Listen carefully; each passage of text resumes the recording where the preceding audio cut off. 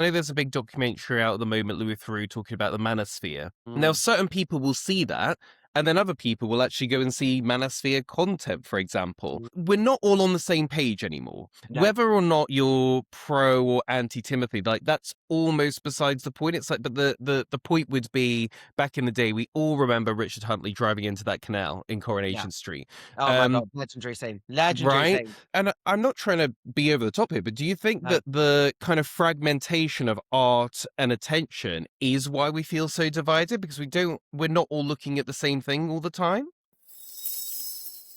We are living in the most content rich moment in history. Thousands of films at our fingertips, endlessly scrolling platforms, infinite choice. And yet, culturally, many people feel like something is missing. Fewer shared moments, fewer defining films, less sense of collective story.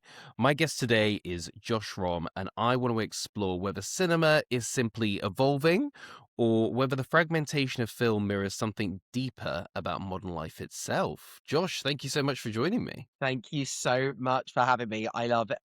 All every bit of this topic is just like I'm chomping at the bit to get into it. Chomping. Right? I mean, I think film and art in general really reflects the times. And this is a podcast really trying to understand the sort of new world and how things have changed. I think what better way to do that than through the art and films that we watch. So, I mean, I guess the first question I want to ask you really is sort of fundamentally, if we think about the last 10 or 20 years, what feels different about film and entertainment to you? Well, it's exactly what you said in your intro, and that's something that stood out to me is just how fragmented everything feels, and that is because of I don't even want to say the rise of streaming because it's not just streaming. Um, even when it comes to shared moments on television, when we think back to my parents' generation, there was only what, 3 or 4 channels. Channel 5 was launched, with the Spice Girls in the 90s. So, there's hundreds of channels now on TV. So regardless of streaming, putting streaming to one side, even on TV, it's so much harder to get those shared moments because there's now different audiences are becoming fragmented. It's no longer centralized content for everyone. It's this person will go to this channel, this person will go to this channel. So, the idea of fewer shared moments is something that's very current. And then you add streaming into the equation, and it's just a whole different board game. And one thing that I would say, and I say this to absolutely everyone, and I actually had this agreement, but I've been speaking to 3 of my friends this week, and we all think different things because we've all seen Hercules the musical on in London, and we all think different things. 2 of my friends that I spoke to absolutely loved it. I didn't. I really didn't. I loved certain elements of it, but I didn't love the show as a whole. I thought it was just a bit kind of high budget pantomime, even though the muses were absolutely sensational. But I think the problem is, it's not a problem necessarily. I always say art's subjective. 2 people can look at the exact same piece of art and see completely different things. And in a way, that's beautiful, but also in a way of social media when politics is becoming divisive and polarized. I think you're getting the same thing with art, where people are on different sides of the spectrum. And for example, the recent controversy with Timothy Chalamet talking about ballet and opera, you've got pro Timothy people defending him to the hilt, and then you've got anti Timothy people who just want to see him lose the Oscar and are saying this, that, and the other. And again, you're seeing these 2 sides, these polarized sides on social media battling it out when actually there is very much a gray area which isn't really being that discussed. So, Yeah. No, I mean it's super interesting the whole thing. And as you say, and I'm old enough to remember Channel 5 launching.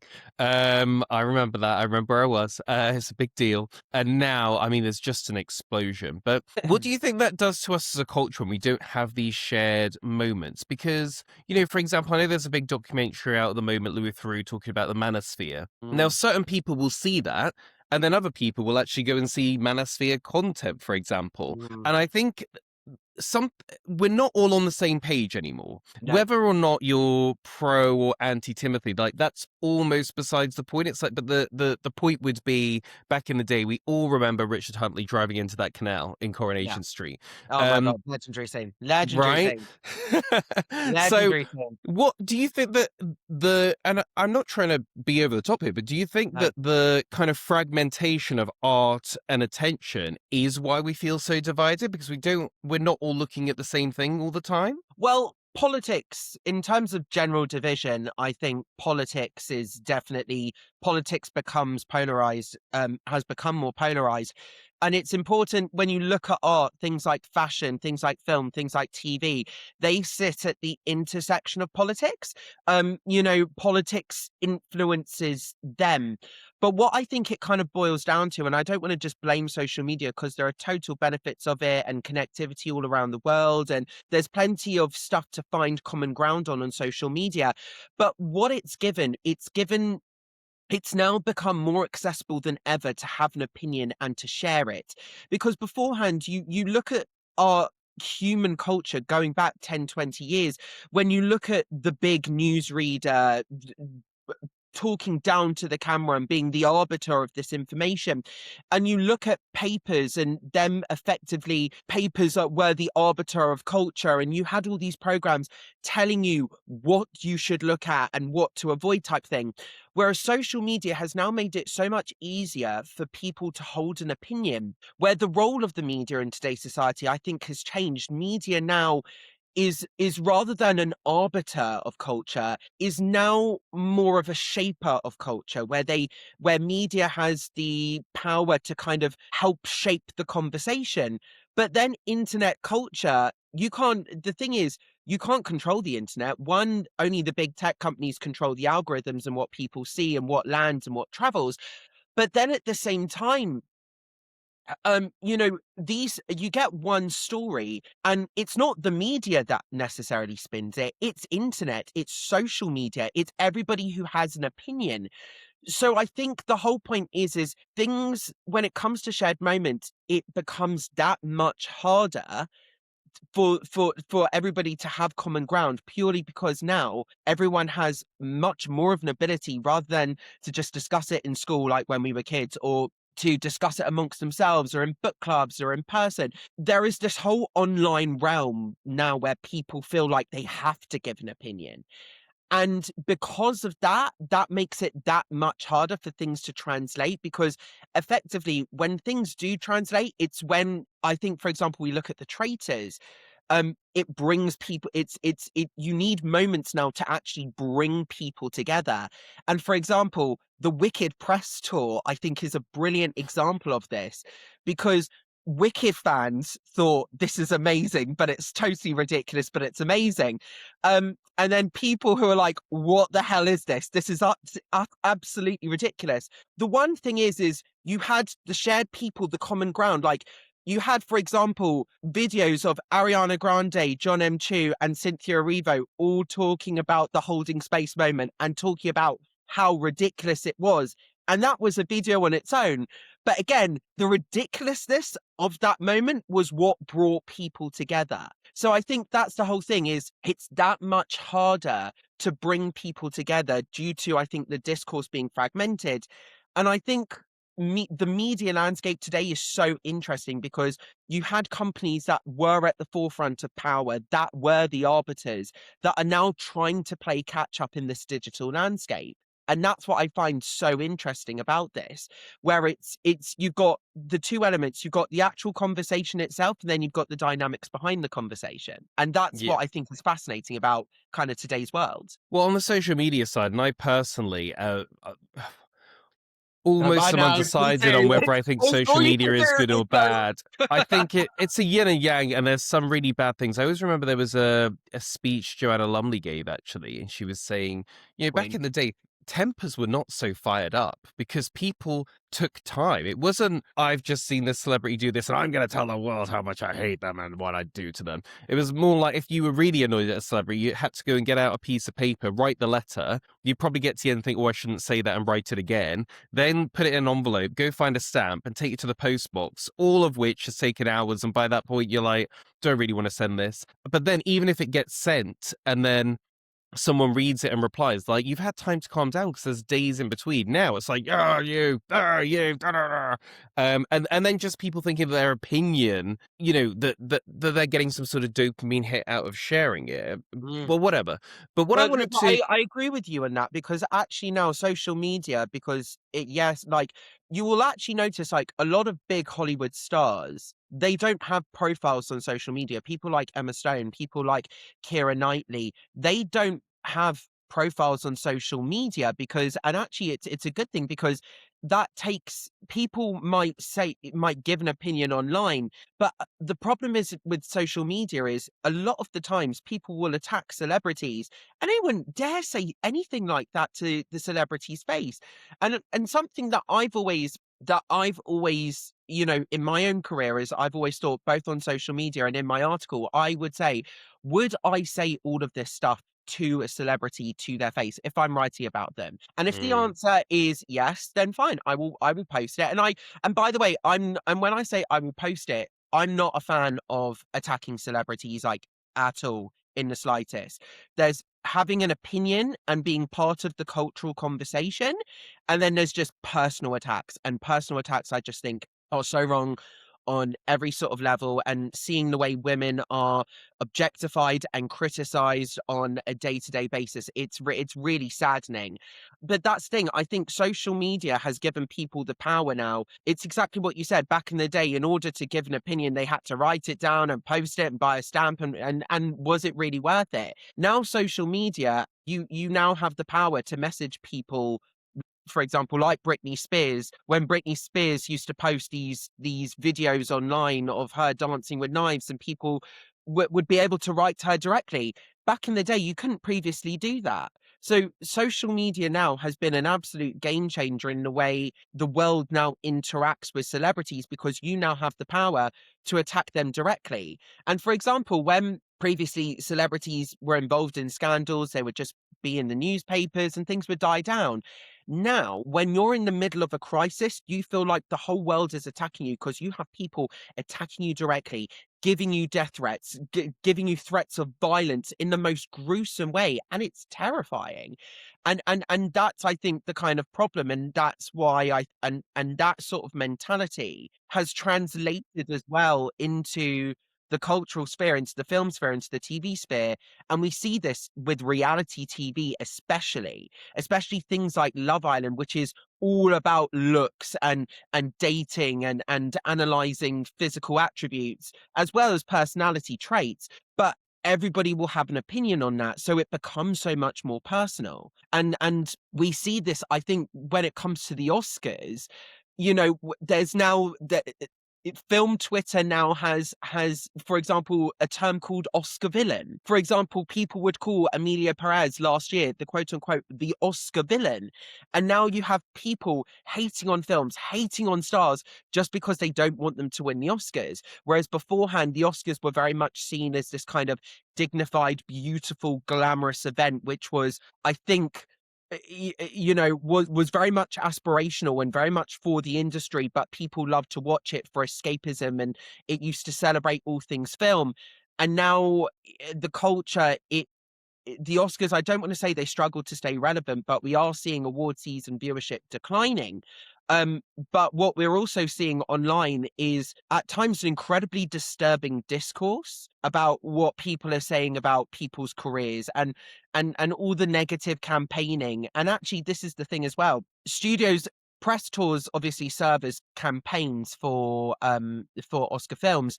But now studios have to do far more than that because fans themselves will spin things so much online where it kind of becomes disturbing at some points. yeah. I mean, I just think even sort of outside of the entertainment industry, this practice of going on social media and telling people negative things so that you don't like something they did or said is so bizarre. Like, I'm obviously not a celebrity, but I am No, you're a known enough broadcaster. and have I have enough of a media profile that I have definitely been on the receiving end of some comments. And early on in the days, I read them and they were like, "Oh my god," they think, "What about me?" Um, Mm, Whereas now I am at the point where I'm like, you know what? This is just such an odd thing to do. Like, I never in my life have I felt the need to go online and tell someone how much I dislike them. And there are some dislikable people in this world, but mm. I'm just like, well, what do you care what I think about? Like, I actually find it a very odd thing to do in general. Anyway, I know, what I but you say that. Unfortunately, it's one of those things that when you go on TV now, if you're participating in a debate and you're on one side of the debate, well, there are going to be people on the other side that are going to criticize, that are going to disagree with you. That is just mm, a matter of fact in participating in any sort of debate, whether it is a controversial debate on politics or whether it's should we brush our hair 2 times a day, and you say no, and there's always going to be people going, well, I brush my hair 4 times a day. What do you think about that? So unfortunately, it's kind of, again, that's a reflection on where we are as a society, because unfortunately, it's the kind of, we think back to programs like Jerry Springer and in this country, Jeremy Kyle. Those are the sorts of programs that used to pit people against each other, and it was browbaiting and all of that stuff. And now we're seeing that in a kind of news form, in a debate form, in a current affairs form, because of this polarization.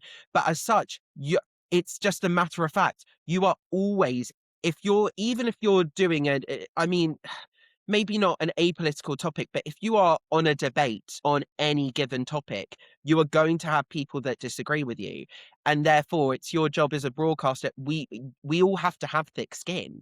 I mean, I'm sure yeah, when we release this, there are probably going to be people that might not agree with my own cultural analysis on things. And I'm sure mm, people are going to let me know what they think. And you know what? That's totally fine. That is totally fine. But that's today's world. And that is the sad reality of today's world as well. yeah. Well, talk to me about the mystique of the movie star then, because I think, you think of Marilyn Monroe, but even more recent people like Angelina Jolie, they have an air and there's a mystery about them. Mm. But in the world in which we live now, like a lot of these celebrities, I know you say that a lot of them don't, but there is social media. They can interact, and almost the mystique around celebrities have gone. And I guess when you're an up and coming actor or whatever it is, there's probably a PR in the background saying you need to post, you need interaction, because you need the followers to prove that you're a big deal. And so, well, they've already told you everything. When Oprah finally sits down with you on a sofa, there's nothing to say. We already know it all. What do you think is happening to the future of the movie star? Well, it's a very interesting question because, for example, you look at Tom Cruise, who's kind of considered to be the last remaining of the traditional movie stars, because you tune into a film knowing exactly what you're going to get with Tom Cruise. You're going to see Tom Cruise playing a certain sort of role, and but he's actually one of the movie stars in Hollywood who is actually on social media and does also use social media actively to promote his work. And he would do, like, for example, I'll never forget in the pandemic when you saw him going to the cinema for the first time, and that was his way of encouraging people to get back into the cinemas. And for example, someone like Angelina Jolie, she is also on social media, but she uses social media both to promote her film work and also to promote her humanitarian work. Um, and I've been very lucky to also sit in front of Angelina Jolie as well, and I can tell you, there was a real mystique kind of aura about her in person as well. Like when I sat down with her in one of these beautiful hotel rooms, it was with Pablo Larraín to speak about the film Maria, and she was physically, I thought she was glowing. It was like there was a halo around her, and I just went when I saw, because I went in the room, sat down, there was hair and makeup artists around Angelina, so I couldn't quite see her, but I spoke to Pablo and I said how much I loved Jackie and I said how much I loved Spencer as a movie, both not just as a courtesy, but I did really mean it. I loved genuinely both those films. And then the makeup and hair artist went away from Angelina, and it was like, oh. I did kind of have a little bit of a gasp. She was just there was a mystique around her. But that's the thing. I think there are still certain elements of Hollywood, and you talk about celebrity. There are certain rankings of celebrity. Reality stars are at the bottom. Because unfortunately, the Kardashians brought in an era of celebrity where you didn't necessarily have to have talent to be a star.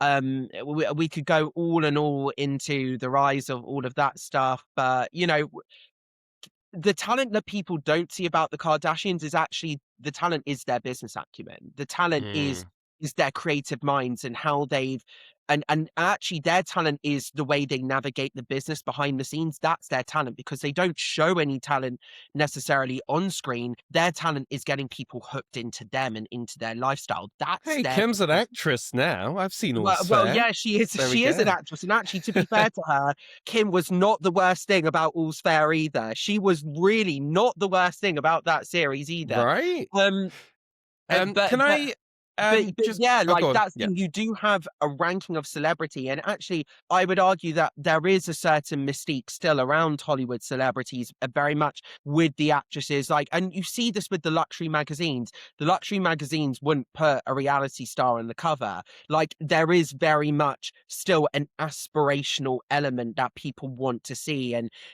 very much there is a mystique around the Hollywood lifestyle, and I think for if you're going to be in the upper echelons of Hollywood, although yes, people do, for example, like Angelina Jolie and Tom Cruise do post on social media. Well, they don't post as regularly as reality TV stars. They don't try and hit the algorithms like the content creators. There is very much a mystique, a very much an aspirational, a kind of unattainable element that is there, and I think that's important to be there. Yeah. Well, sort of tied to this, because if I were to go now on a entertainment website and have a scroll down through all the top stories, I would bet you that about 70% of kind of the A-listers, if we remove the reality stars, are all people that were famous in the 90s. And there seems to me to be like, well, where is the next generation of people? And sort of tied to that again is films, because as we've Mm. talked about, media has changed so much. I think there is almost in media now a play it safe. That's why we've got Top Gun back. That's why we had Sex in the City back. Devil Wears Prada 2 is coming back. It feels like there's this whole Sex in the City. I mean, I have thoughts. So, uh, I wouldn't exactly call that a safe option. And sadly, for a lot of the fans, I think there is a reason why And Just Like That was cancelled after only a small number of series, and why it didn't carry on and on and on. Hmm. But no, you are right. I think, and I actually think that's due to the movie studios now, because I think they they need to go back to tried and tested formulas to get people into the cinemas, because I think you look at streamers, and actually streamers are the ones doing the experimental content, the different sort of content. Streamers are the ones doing putting things together, like the first thing that comes to mind that's experimental that took the world by storm is Squid Game. Mm. And look how that would never have been commissioned on linear TV, and or a film like, or if it was made into a film, something like that would have been so strange and bizarre for the cinemas, but yet people are watching it in their millions. So I think that's more of a reflection on the studios. But kind of going back to your point on you go onto an entertainment news website, I think it depends on the entertainment news website that you're going on, because the tabloids would have like, for example, you go onto the Sun, they will have a very different image or a different sort of content than British Vogue, for example.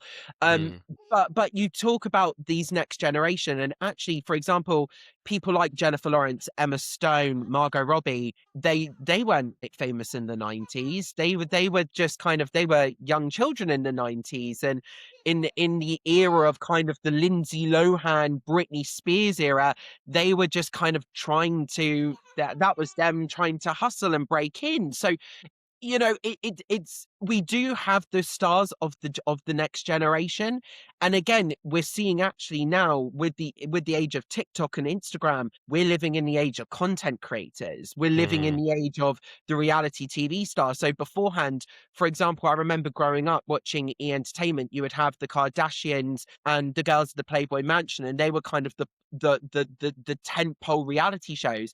Now you have Love Island, you have The Traitors, you have this franchise, you have that franchise. So actually, what we're now seeing is we're seeing the market flooded with a new generation of stars. But in an age of social media, it's so hard to then differentiate yourself. And that is what I think is the problem. Oh, that's interesting. No, I hadn't thought of it that way.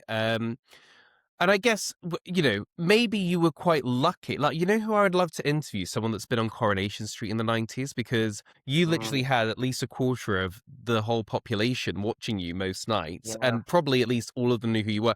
And now probably they get like, I think it's like under 1 million views an episode. So imagine that kind of, not fall from grace, I don't want to put it that way, but it's like you would really have a say about how media's changed. So I bet there's a younger generation doesn't know who you are yet, but that if you grew up in the But 90s, you would I know. I I I will say you say that, but actually the thing about soaps now is they do have a bit of a following online, actually, a lot of the soaps, especially, for example, I look at Coronation Street and I see how Swala has lit social media alike with Carla Connor and Dia Swain, and Corriedale was like quite a bit of a phenomenon actually recently. And for example, EastEnders always has that kind of camp legacy as well. And that's the thing you see with EastEnders, they're bringing back a lot of the characters. Nigel Bates is back, Zoe Slater's back. They brought back a lot of these characters again to kind of try and get those fans watching again.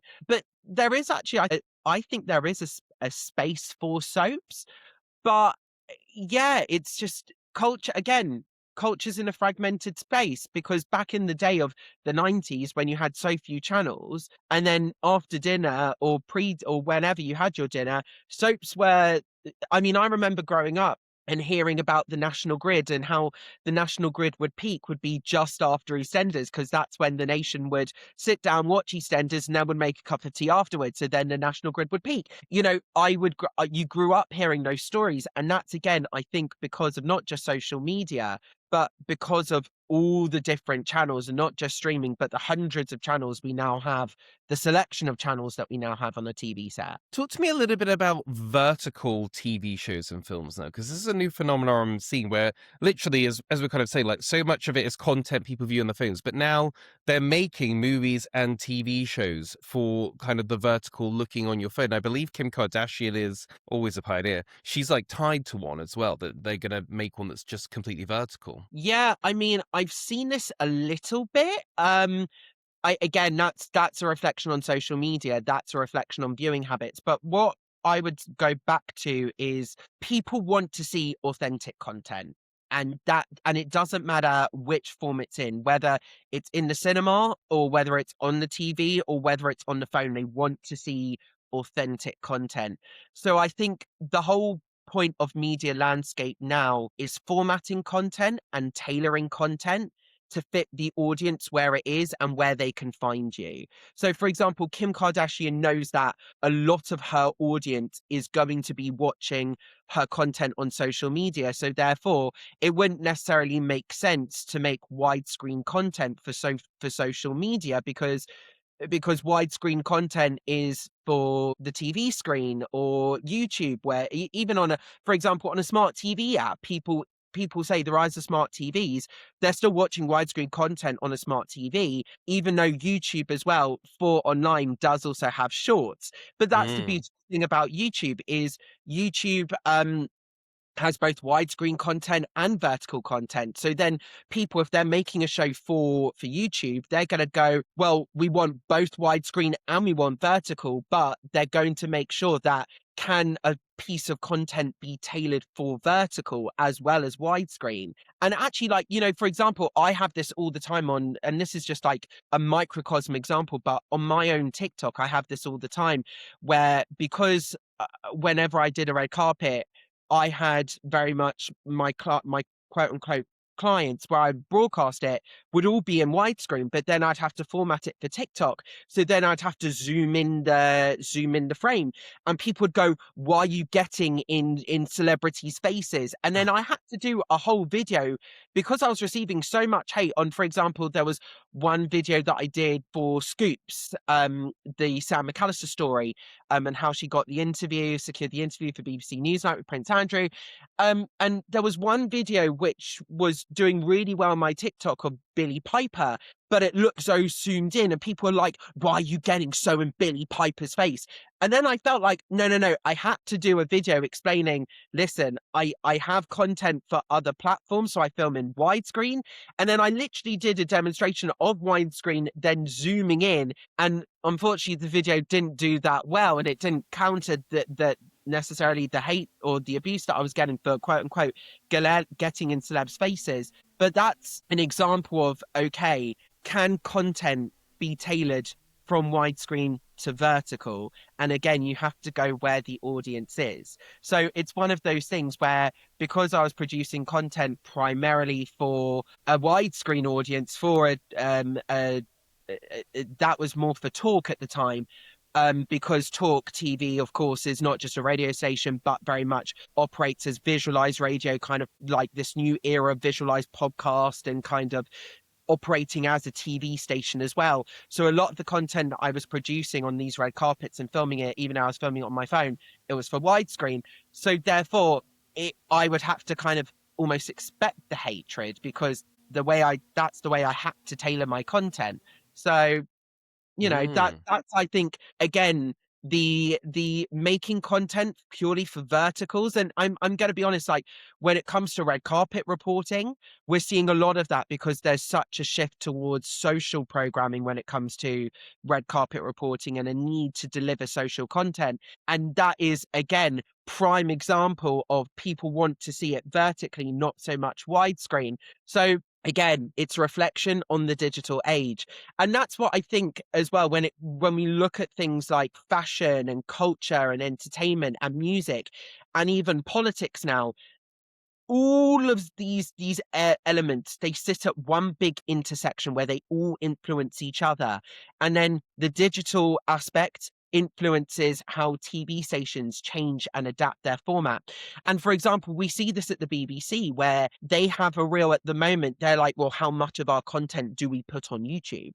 Because of course, when people, when you have to pay for the content via the license fee, it's like, well, can we put it all on YouTube because it's free to air? And YouTube, you don't need. Are we going to have to start mandating people to have a TV license in order to view YouTube now? Because and that's the sort of argument that they're having within themselves. And again, the digital age, where culture's going, where entertainment's going, where fashion's going, it's all a reflection on viewing habits and and the way the media landscape is changing and evolving. And that's the thing, all of these different areas, they all influence each other. Yeah.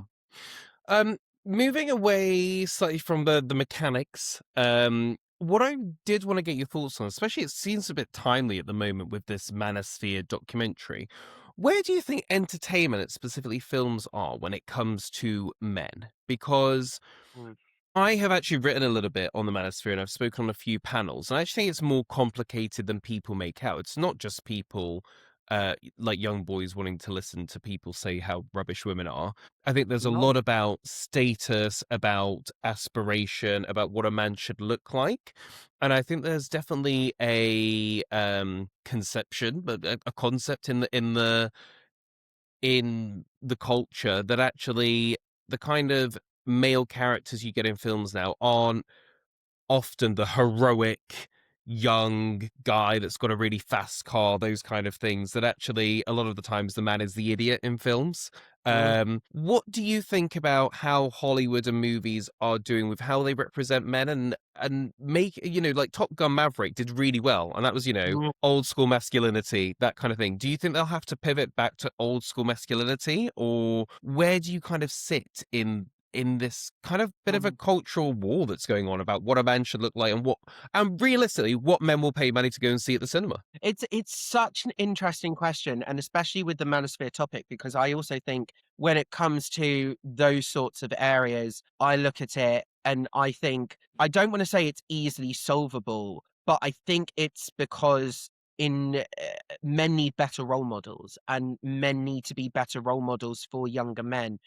Yeah. And it's not just about treating women. I think it fundamentally goes down to kind of as a man who you should be. And I was very much brought up, you know, i- in a traditional Jewish household where very much the matriarch was very much at the center. So I've been surrounded by such strong inspirational women that have always been free to and it's different, bearing in mind I come from a fairly secular background, and I know when it comes to a more religious background it's a little bit different, and women's role in religion in more religious Judaism, we could go into this and whatever, but very much coming from a secular background, I was surrounded by strong Jewish women. And I'm so thankful for that, because I've been taught from such a young age that women should be respected and empowered. And also, it's also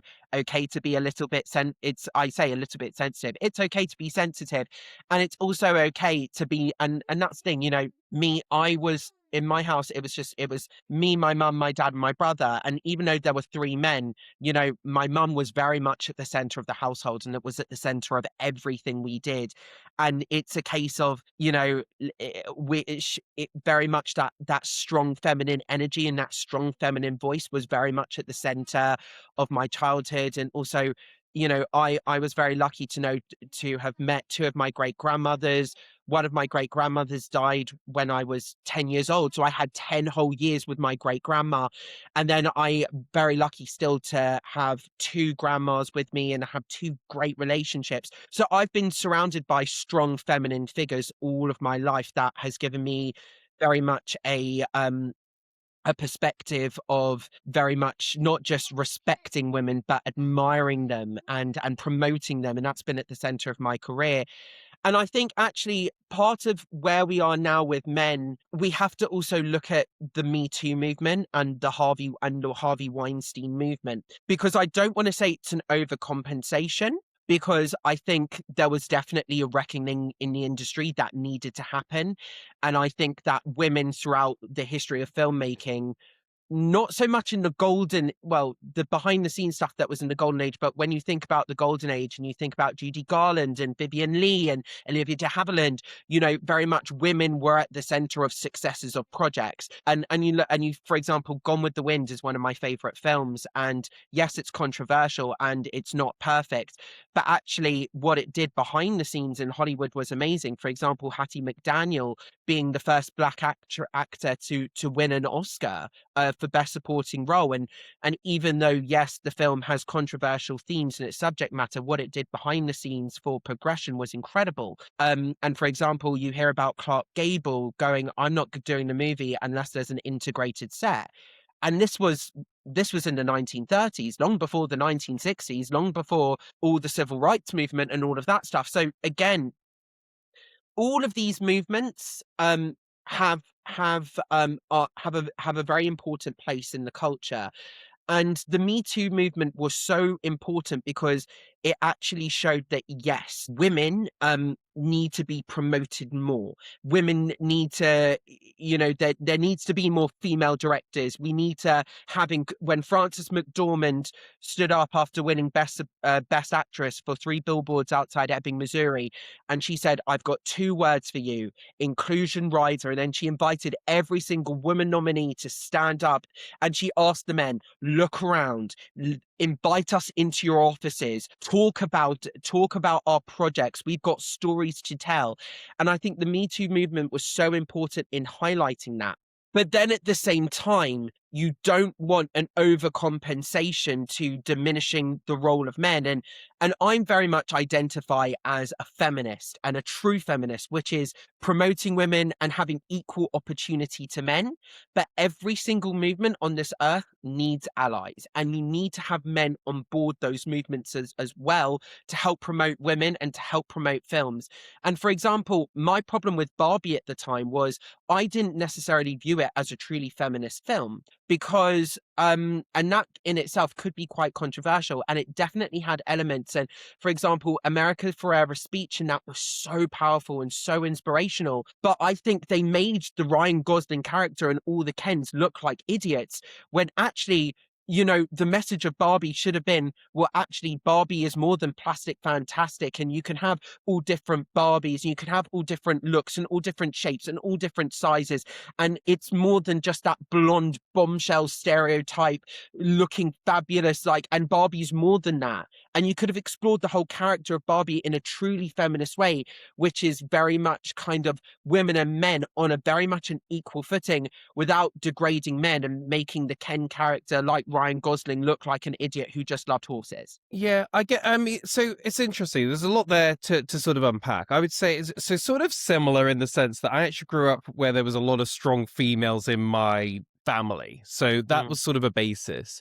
But then, and not anything I realized at the time, but I think now as we look at what's going on with the sexism with men specifically, if I look back on my childhood, what were the shows I was watching? Charmed, Buffy, Ugly Betty, Desperate Housewives, all female led, women in Yep. power. So I think sometimes there's a generational thing where people think, oh, men, they've been in charge too long, blah, blah, blah, whatever. And I'm looking at my childhood being like, but women that like, they fight demons, they like, it's like all this kind of stuff. And I do wonder if in the kind of not overcompensating, but in my perspective, certainly, and I know there's obviously stuff going on behind the scenes with the writers and things like that, but women have been held up as the heroes, certainly from sort of the 90s noughties when I was watching TV. I wonder now if we are losing boys to these influencers because actually they're not seeing the kind of, oh, I want to be a bit like him in movies and TV shows, and oh, he's really cool.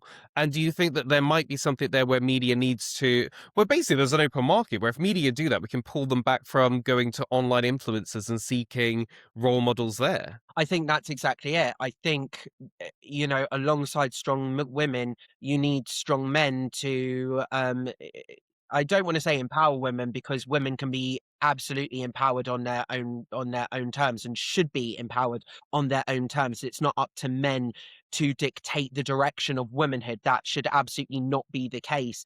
But I think it is a case of, there is very much an epidemic of violence against women, and we're seeing it online. And that's the thing.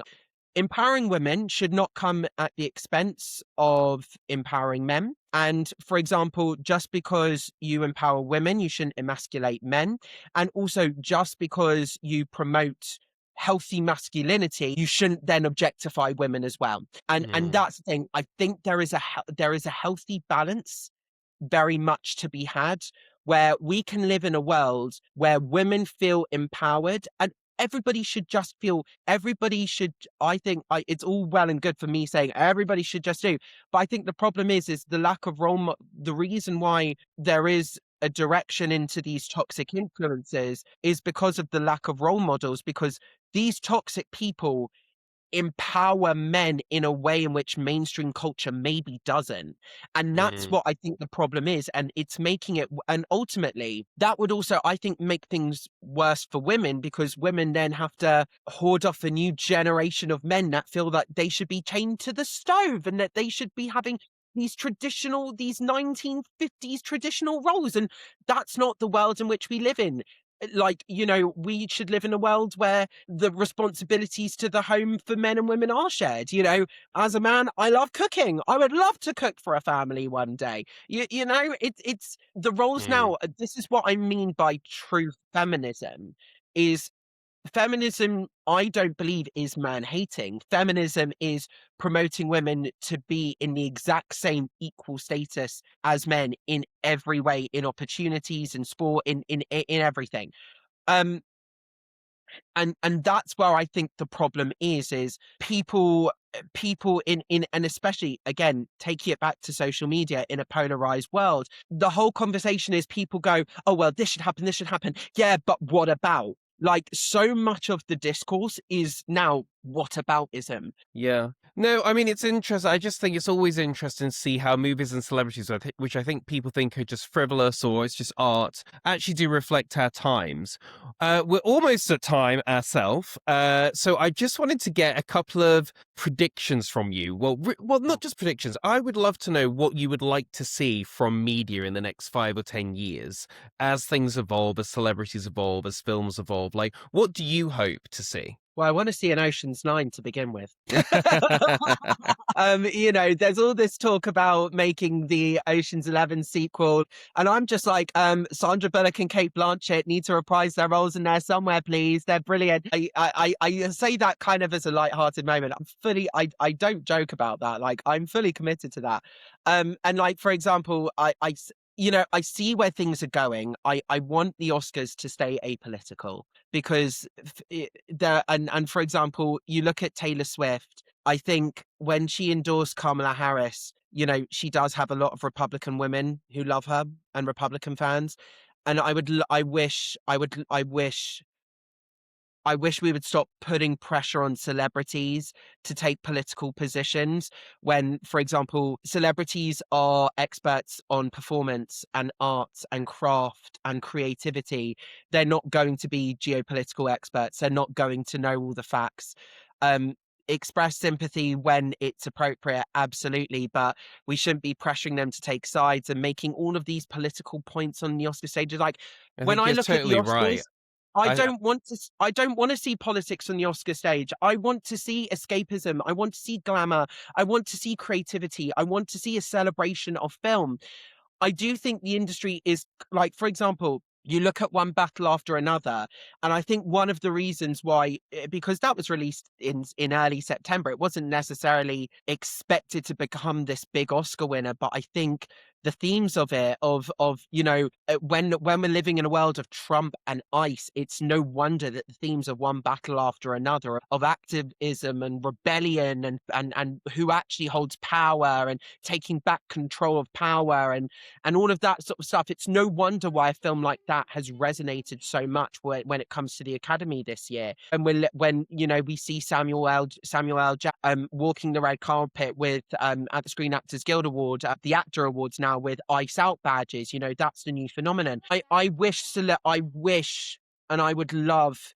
And I know that politics will play a part and politics influences pop culture and vice versa. And I get that. And, everyone is entitled to their political views and is entitled to express it. I get it.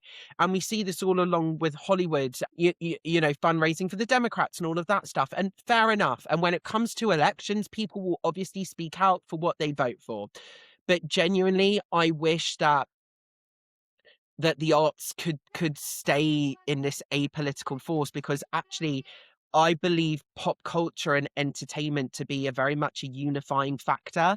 It's a way of escapism, and it's a way to bring people together, because you can have and I actually had an argument with somebody on Twitter recently about this, because people will say, oh, Dennis Quaid, he'll only make conservative stuff going forward. Yeah, but last year he had a supporting role in The Substance alongside Demi Moore, and she was very much an Oscar favorite. And the film wasn't about anything political; it was about kind of beauty and beauty standards, and it was body horror, and it was amazing, and it was artistic. But that's the whole thing. You know, art is a way to bring people together, because you can have a Republican and you can have a Democrat, you can have a Tory, you can have a Reform, you can have a Labour, you can have a Lib Dem, and you will all go into the cinema. And some of you might think different things, but you can have a Tory and a Labour person both loving the same film. Film is a unifying factor for all of us. And I wish that the industry would see that. And that is something that I would love to see people, I don't want to say exploiting, but very much promoting. I wish we would focus more about finding our common ground than we would on what divides us. And I know it's incredibly hard in a landscape full of polarized politics. But actually, that's something that, for example, when it came to the last 2 years, being Jewish, having families in Israel, it has been my job to stay tolerant. It has been my job to fact check everything. It has been my job not to feed into necessarily the government propaganda, or to listen to, it's very much, it's on us to stay tolerant as a society, and to recognize that actually there are gray areas, there are nuances, and these are important. Yeah. Well, amen to that. Josh, thank you so much for joining us on this. If people want to follow you, listen more about you, where can they find you? You can find me on social media everywhere: YouTube, Twitter, Instagram, TikTok. I'm Josh Rom on Air. Thanks so much. Subscribe for more content.